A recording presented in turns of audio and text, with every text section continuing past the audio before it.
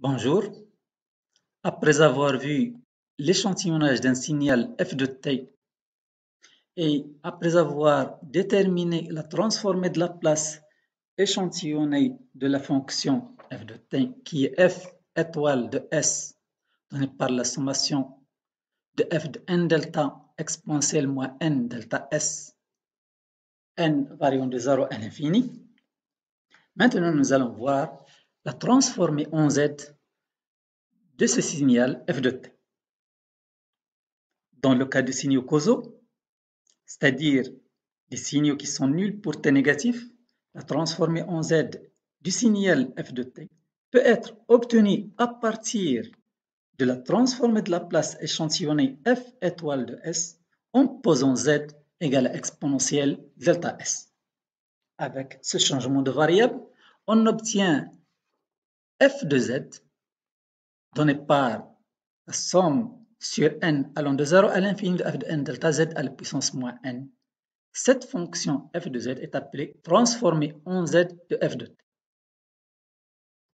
Donc cette expression est déterminée par la définition même de la transformée en z. Donc utilisant la définition, on peut déterminer la transformée en z f de z par cette expression f de z égale somme sur n allant de 0 à l'infini de f de n delta z à la puissance moins n. On peut aussi déterminer la transformée en z en utilisant le théorème des résidus. Avec le théorème des résidus, f de z peut être déterminé par la sommation des résidus de f de s sur 1 moins exponentielle delta sz moins 1 au pôle de f de s. Ainsi, nous avons donc deux méthodes avec lesquelles on peut déterminer la transformée en z. Bien sûr, avec le théorème des résidus, on a besoin de déterminer les résidus de f de s sur 1 moins exponentielle delta sz moins 1 qui sont évalués au pôle de f de s. Le calcul des résidus peut être fait à l'aide de l'expression suivante. Le résidu d'une fonction g en un pôle A multiple d'ordre P, le résidu d'une fonction g en un pôle A multiple d'ordre P peut être calculé par 1 sur P-1 factoriel dérivé par rapport à S d'ordre P-1 de S moins A à la puissance P G de S. Et le tout évalué en S égale à A.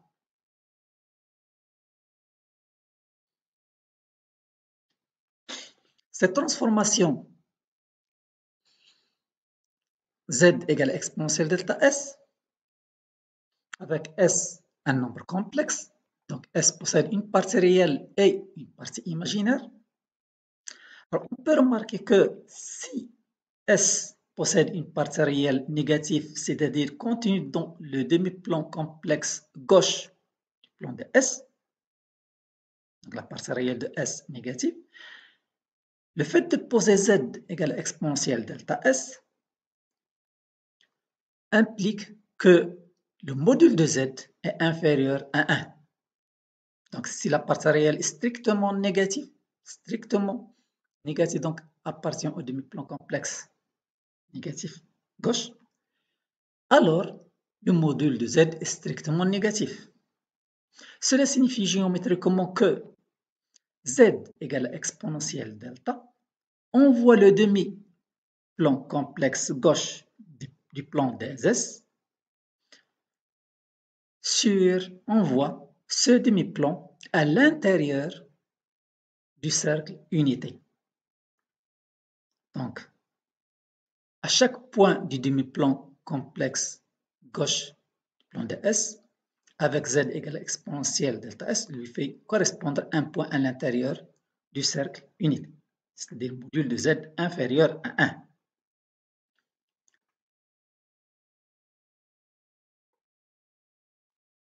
On prend un exemple.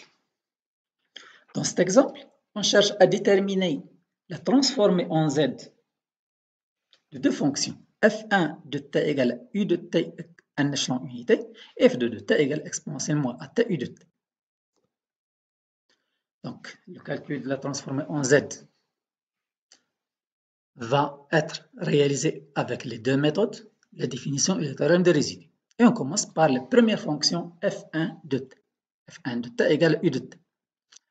Donc, à partir de la définition, on peut écrire f1 de z qui est la transformée en z de f1 de t.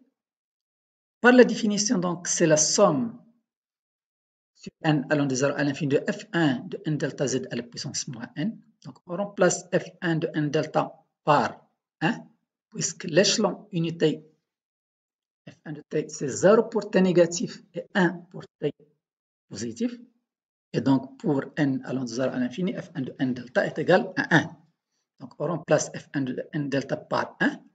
On obtient, c'est la somme de z à la puissance moins n. Qu'on peut écrire, c'est la somme de z moins 1 à la puissance n. Et donc, nous avons ici une suite géométrique de raison z moins 1. Supposons que, bien sûr, les conditions de convergence sont vérifiées. Cette sommation nous donne f1 de z égale à 1 sur 1 moins z moins 1 égale à z sur z moins 1. En appliquant la deuxième méthode, c'est-à-dire le théorème des résidus, f1 de z est donné par le résidu de f1 de s sur 1 moins exponentielle delta s z moins 1 évalué en s égale à 0. Évidemment, nous avons ici f1 de θ en échelon unité. Donc, f1 de s, c'est 1 sur s. 1 sur s. S égale à 0 est le seul pôle de f1 de s. Et donc, nous avons un seul résidu à déterminer ici. C'est s égale à 0. C'est en s égale à 0. Donc, ce calcul-là nous donne f1 de z égale à 1 sur 1 moins z moins 1. Et donc, on obtient la même formule, la même expression. La deuxième fonction f de t égale exponentiellement à t de t. Utilisons la définition, nous avons f2 de z, c'est la somme de f2 de n delta z à la puissance moins n. On remplace f2 de n delta par exponentielle moins à n delta, pour n bien sûr variant de 0 à l'infini. Et on peut l'écrire sous la forme une sommation de exponentielle moins a delta z moins 1 et le tout à la puissance n. Et donc nous avons ici aussi une suite géométrique, par exemple exponentielle moins a delta z moins 1. Avec les conditions de convergence, on trouve c'est 1 sur 1 moins exponentielle moins a delta z moins 1, c'est-à-dire z sur z moins exponentielle moins a delta. Avec la deuxième méthode, c'est-à-dire à partir du théorème des résidus, f2 de s, c'est 1 sur s plus a. On va transformer de la place de f2 de t et 1 sur s plus a. Donc, on peut remarquer que f2 de s possède un pôle s égale à moins a. C'est un pôle simple. Et donc, f2 de z, avec le théorème des résidus, c'est s plus a. f2 de s sur 1 moins exponentielle moins delta s z moins 1 évalué en s égale à moins a. Ce qui donne 1 sur 1 moins exponentielle moins a delta z moins 1, c'est-à-dire z sur z moins exponentielle moins a delta. On peut remarquer dans cet exemple que pour les deux fonctions, avec les deux méthodes, on obtient la même expression de la transformer en z.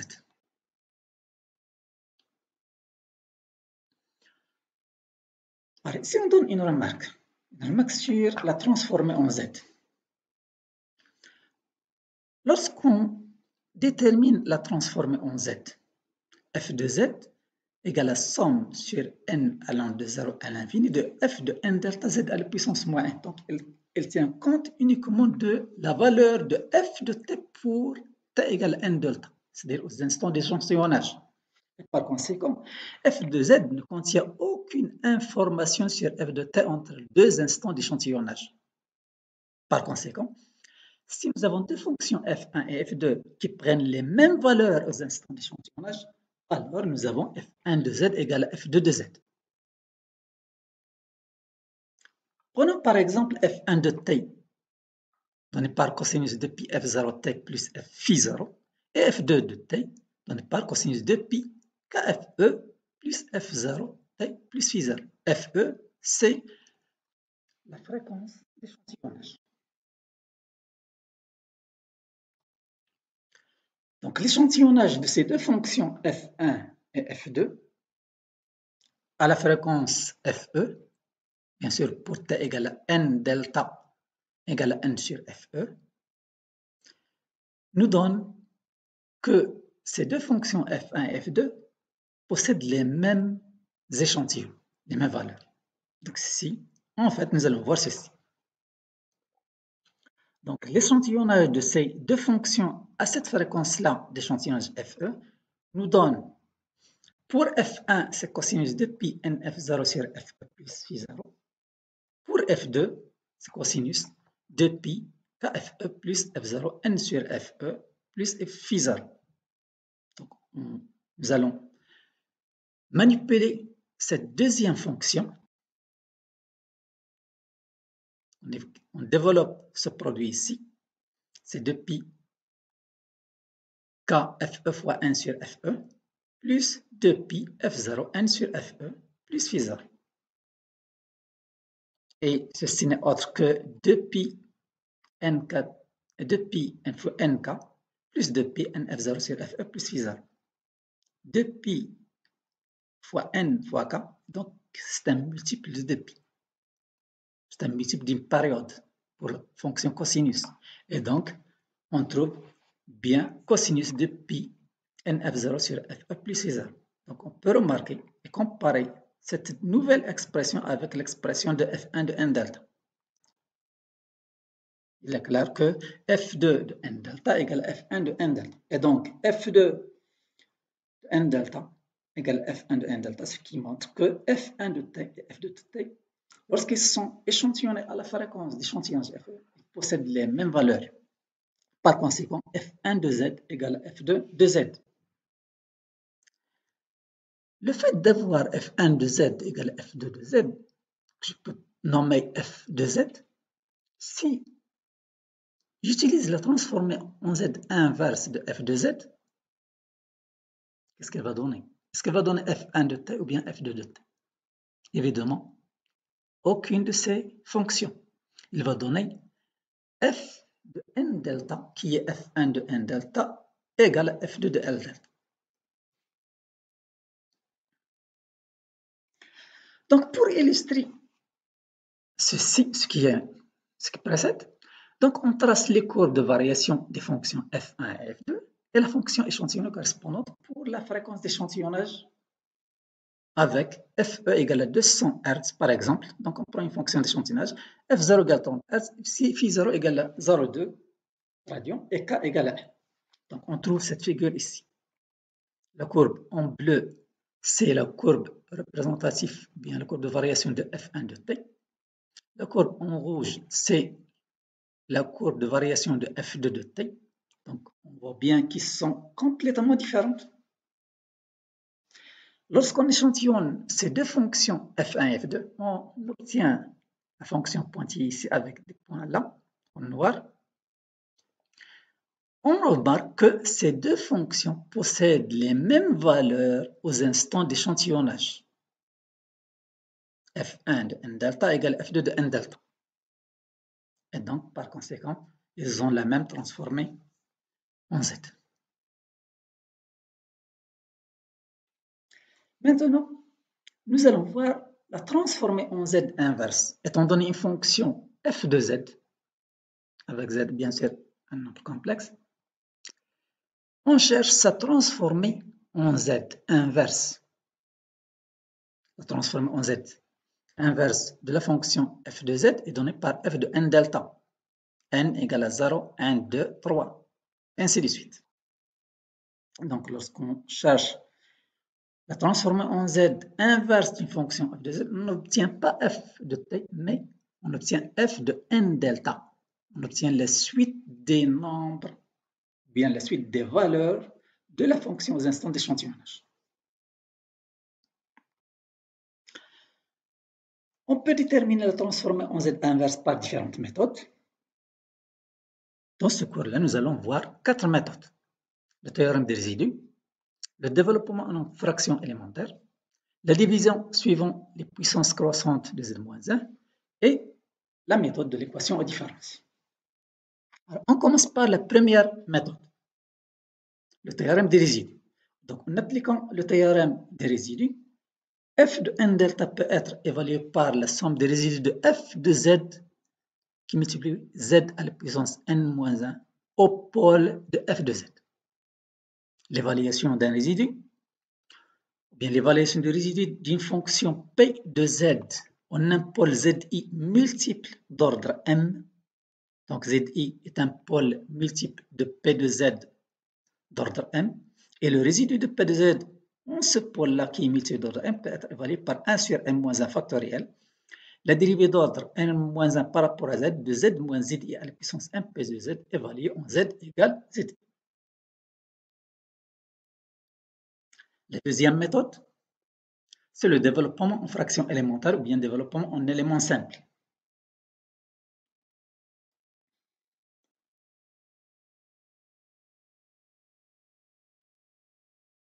Alors, avec cette méthode-là, on adopte la démarche suivante.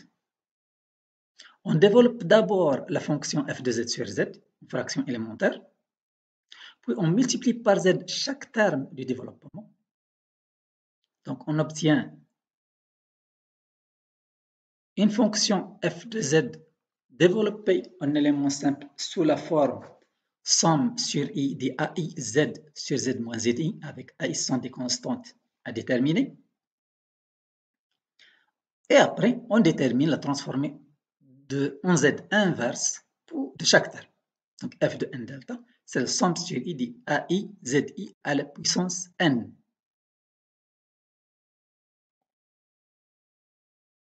On prend un exemple. f de z égale à 2z sur z moins 1 facteur de z moins 0,5. On cherche donc à déterminer f de n delta. Donc, comme première étape, on développe f de z sur z. Le développement en élément simple, ça donne 4 sur z moins 1 moins 4 sur z moins 0,5. On multiplie par z, ce qui donne f de z, c'est 4z sur z moins 1 moins 4z sur z moins 0,5. Alors, à ce niveau-là, on prend la transformée en z inverse. On obtient f de n delta égale à 4 facteur 1 moins 0,5 à la puissance n.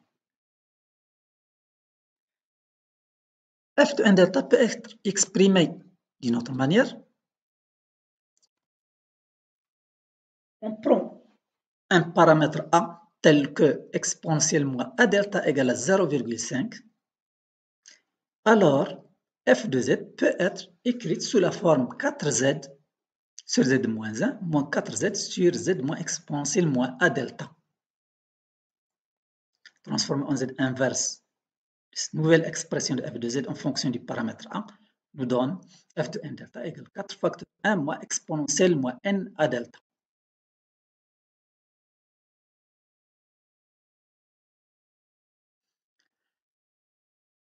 La troisième méthode, c'est la division suivant les puissances croissantes de z moins 1. D'après la définition de la transformée en z, f de z s'exprime sous la forme d'une somme de 0 à l'infini de f de n delta z moins n. Sous forme développée, f de z peut être écrit sous la forme f de 0 plus f de delta z moins 1 plus f de 2 delta z moins 2 plus ainsi de suite plus f de n delta z moins n ainsi de suite jusqu'à n tendant vers l'infini. Alors on peut remarquer que les valeurs de f de n delta, f de 0, f de delta, f de 2 delta, f de n delta, ainsi de suite, sont les coefficients de z à la puissance moins n. Donc le terme général, f de n delta, z moins n. Donc f de n delta est le coefficient de z à la puissance moins n. Alors pour cela, on a intérêt à écrire f de z en fonction de z moins 1. Donc, exprimer f de z sous forme d'un numérateur qui est un polynôme en z moins 1 sur un polynôme en dénominateur qui est un polynôme en z moins 1. Une fois on exprime f de z en fonction de z moins 1, on peut diviser donc p de z par p de z, division suivant les puissances croissantes de z moins 1. Comme exemple d'application, on prend la fonction f de z égale à z carré sur z moins 1 facteur de z carré moins 0,4z plus 0,1 et on cherche la fonction f de n delta, c'est-à-dire transformée en z inverse. On écrit f de z en fonction des puissances négatives de z-1. Donc, on développe le dénominateur. Donc, c'est un polynôme d'ordre 3. Et on multiplie le numérateur et le dénominateur par z à la puissance moins 3. On obtient cette fraction z à la puissance moins 1 sur 1 moins z. 1 moins 0,4 z moins 1 plus 0,5 z moins 2 moins 0,1 z moins 3. Donc, on effectue la division euclidienne de z moins 1 sur le dénominateur. On trouve comme quotient ce polynôme ici.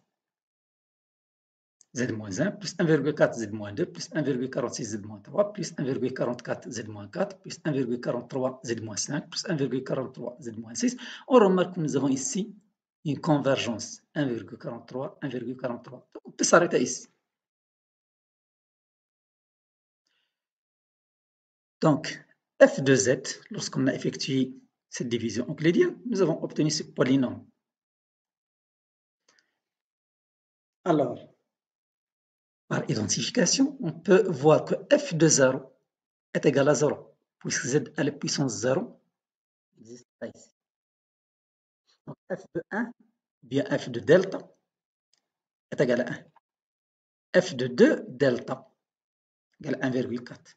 F de 3 delta 1,46, ainsi de suite. Donc les coefficients de ce polynôme qui est obtenu forment la fonction recherchée, f de n delta. Donc, comme résultat, f de 0 égale à 0, f de delta égale à 1, f de delta égale 1,4, ainsi de suite. F de n delta égale 1,43, quel que soit n supérieur ou égal à 5.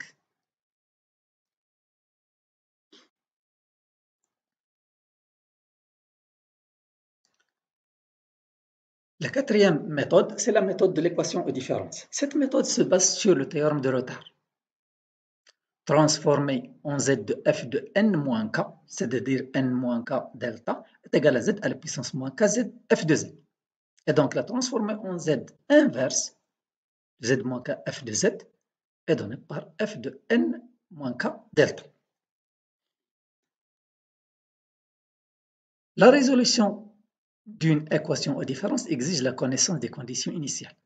Dans ce cas-là, pour résoudre une équation de récurrence, on doit connaître les conditions initiales. Pour bien comprendre cette méthode-là, on prend un exemple. On cherche y de n qui est transformé en z inverse de y de z, sachant que la fonction transfert du système y de z sur u de z égale 4,2z carré sur z carré plus 0,9z plus 0,2. On prend comme entrée un échelon unitaire, u de n delta, c'est un échelon, et les conditions initiales sont nulles. Alors, on exprime la fonction transfert, c'est-à-dire la sortie sur l'entrée, en fonction des puissances négatives de z.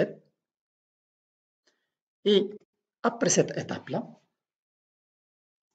donc le dénominateur de la fonction de transfert, on le multiplie par y, et ce terme qui est obtenu, cette multiplication, elle est égale à 4,2 fois u de z, c'est-à-dire le numérateur de la fonction transfert qui multiplie par le dénominateur de la fraction y sur. Donc, à partir de cette égalité, on peut déduire facilement l'égalité ici. L'équation de récurrence. Y de n en fonction de y de n moins 1, y de n moins 2 et de u de n. Donc, pour connaître u de n, il faut connaître, pour connaître y de n, il faut connaître u de n moins 1 et y de n moins 2. U de n, c'est un échelon unitaire, donc est égal à 1. Donc, les conditions initiales sont nulles. Donc, y de n-1, c'est-à-dire pour n est égal à 0, on doit connaître n de y de moins 1 et y de moins 2. Donc, on les prend nuls comme condition initiale. Alors, on dresse le tableau suivant. Si la colonne n, 0 jusqu'à 14, u, c'est l'entrée, c'est un échelon unitaire, donc c'est 1. Pour n est égal à 0, nous avons comme condition initiale y de moins 1, 0, y de moins 2, 0. Alors, on peut déterminer y de n. Donc, c'est 4,2 fois u, c'est 4,2 fois 1. Pour n est égal à 1, nous avons ici y, u toujours égal à 1, y de n moins de c, y de moins 1. Et donc, c'est la première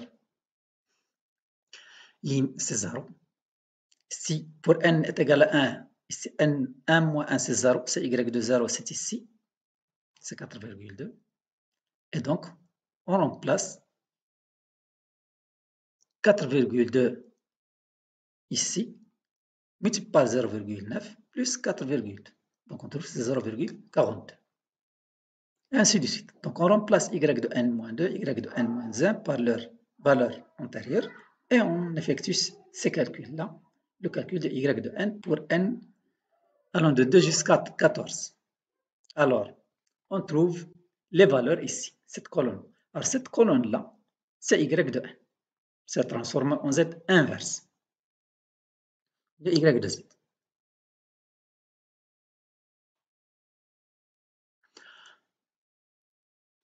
Remarque, on peut remarquer ici, dans ce tableau-là, que l'écart diminue en fonction de n, lorsque n augmente. Donc, on peut voir ici 2,001, 1,999, 2,0004. Donc, l'écart diminue. Donc, nous avons des oscillations amorties et la valeur de y de n va tendre vers une constante.